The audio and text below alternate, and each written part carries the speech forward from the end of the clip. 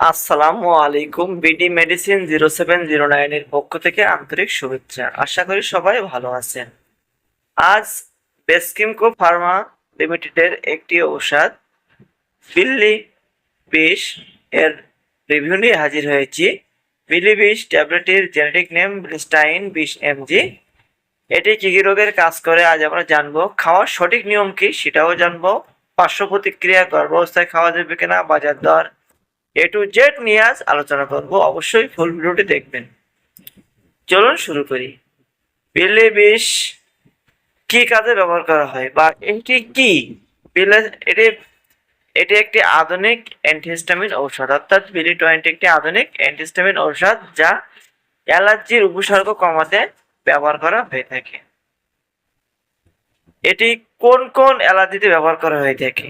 অ্যালার্জির জন্য তো হাসি, অর্থাৎ যাদের বারবার হাসি লাগে, নাক দিয়ে পানি পড়ে, নাক ও চোখ চুলকানো, চোখ লাল হয়ে যাওয়া ও পানি পড়া, সাথে চুলকানি এবং আমবাতে ব্যবহার করা হয়ে থাকে।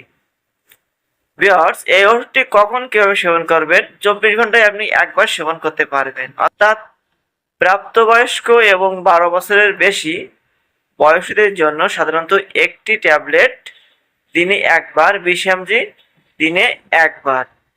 অবশ্যই একজন রেজিস্টার্ডভুক্ত চিকিৎসকের পরামর্শে ওষুধটি খাবেন।